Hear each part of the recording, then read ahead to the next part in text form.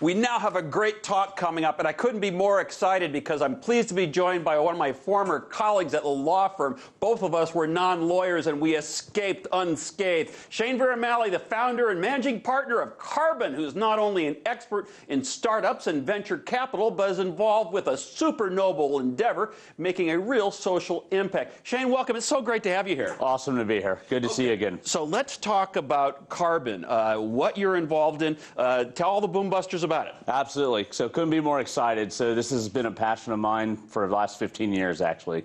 And what we've come across is, we're at the tide where the world is changing, a lot of things are going on, and we're losing our humanity, is the way we kind of go. It's an underlying thesis of what we're doing. Carbon is essentially a social impact enterprise that works to create blueprints around proven technologies and solutions that have proven profitability in order to replicate and create solutions that advance competency and knowledge, absolute resiliency for women, and resource efficiency, so food, energy, water. Our goal is to take these blueprints and create economies in a box that we can then rapidly distribute around the world for people to stand up on their own through local entrepreneurs and community partners that can then experience social and economic prosperity for themselves. Okay, so let's unpack that a little bit. So carbon's an issue. It's a huge global issue. There's climate change. There's all these things we talk about in the program all the time. But are you essentially setting up, when you say, what is it, entrepreneurship in a box? Yes, or economies in a box, actually. Economies in a box. So how does it actually work? Is it a set mode that you can give to new folks who have innovative ideas on how to start up? Explain it a little bit more. Yeah, sure. So we actually use the Berkshire model.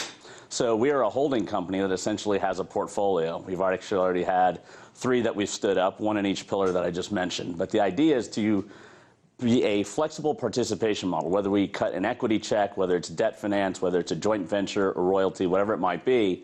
But the idea is to take a solution, create a template around that has already demonstrated its effectiveness, both from a social impact perspective, from a viable business perspective, but also that is profitable.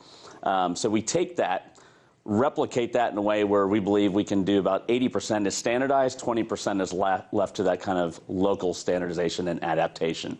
And the idea then is, as we create that, we can have subsidiaries or replications, hence name Carbon, so carbon copies, that are formed underneath almost like a franchise model. So it's almost like if somebody wanted to take on a local Dunkin' Donuts, the model would hold true where basically they own 90% of that business, we would own 10. And so there's still then profits that flow back to the mothership, so to say. I didn't clear this with you, so maybe you can't answer, but can you give me an example of one that you're already working on? Yes, absolutely. So one of our companies we're working on now is a company out of India called We Recycle. This is an entrepreneur that came to the U.S. almost 23 years ago. She went to study at the University of Michigan at the design school and essentially came back in Hyderabad and had a passion for sustainability, so saving the environment, looking at waste streams. And she literally took plastic bags, bottles, cardboard, recycled T-shirts, and has created this amazing line of stationery, wedding event products, lamps, etc. She's hired 19 women from the slums, and all of them have actually put their kids through university now with the profits they've made doing this. Oh, what a success story. So we are planning to bring that to the U.S. to empower not only maybe incarcerated women that live in these shelters that maybe have been human trafficked, come out 20 years later, have nowhere really to go other than be a cashier and go back to the lives that they really know is just drugs and prostitution.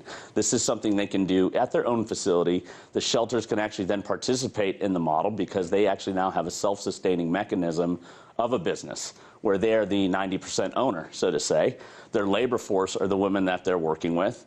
And we create the movement, and we also create the output to sell this product on a global scale. Are you working with some of the other investors that you worked at in the law firm, the sort of the VC folks, or are you to help invest in Carbon, and then you are making these investments in these socially responsible endeavors? So believe it or not, so we've grown the team to 10.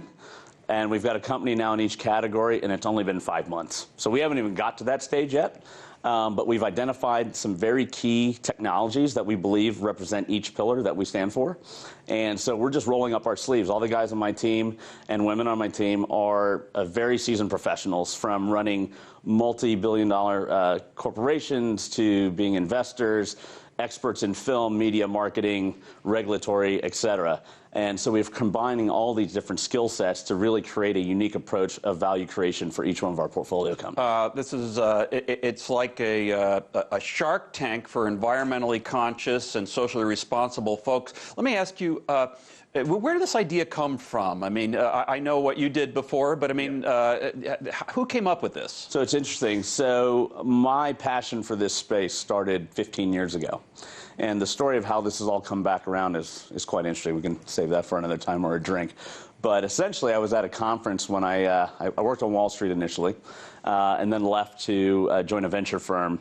It's about a $100 million fund. I did about 60% of the investing in that portfolio. But in my early years, I went to a very interesting conference, what was then called Clean Tech, which was around sustainability, energy efficiency, all that stuff. And I saw a very famous architect give this amazing presentation on the concept of cradle to cradle, so design with the end in use. There was another gentleman that was actually presenting with him, a guy named Govi Rao from Philips, who basically helped develop that business and brought LED lighting to the world. 15 years later, he is now my partner in Carbon. He inspired me in that audience. It's absolutely amazing. I mean, he inspired me as a young venture capitalist in that audience. I said, one day I want a fund that only focuses on these things. Because honestly, for me, these are the only things that'll matter when I go to my grave. So. You know, I was going to ask you earlier before we started, but I think I know the answer. I was going to ask you about, life after a large global law firm, which we both enjoyed. Yeah. But I think I have the answer as to why you're doing what you're doing. I mean, you're involved in something unique, and you're helping to change the world. Does that sum it up, or is there more? There is more. I mean, that's just the beginning. And I want to change the world for each and every individual. So when you actually look at the name Carbon, it's spelled with the R backwards. And what does that mean? That R in Cyrillic actually signifies I or we. I want to help create the era of the authentic individual to empower them to reach their full potential and fulfillment. If you look at some of the stats that are happening right now, 60% of employees are dissatisfied with their job. Imagine if you had a platform and the capability to use your existing skill sets to further your own personal ambitions and not leave a dual life of an employee and having a personal aspect of like the person at home or the one that has to do side projects to get their fulfillment. The turnover is growing more and more, especially as you look at the millennials and the Gen Zs coming into the workforce. Companies lack authenticity, and corporate citizenship is a growing concern of the entering workforce. If we can empower those individuals, and we do this through our advisory practice by doing a series of workshops that's in the making, but if you can empower those individuals to say, take not only a look at yourself in terms of your personal branding, your authenticity, but what do you really need to do to thrive? Not as an employee, not as a person outside of work, but as an individual.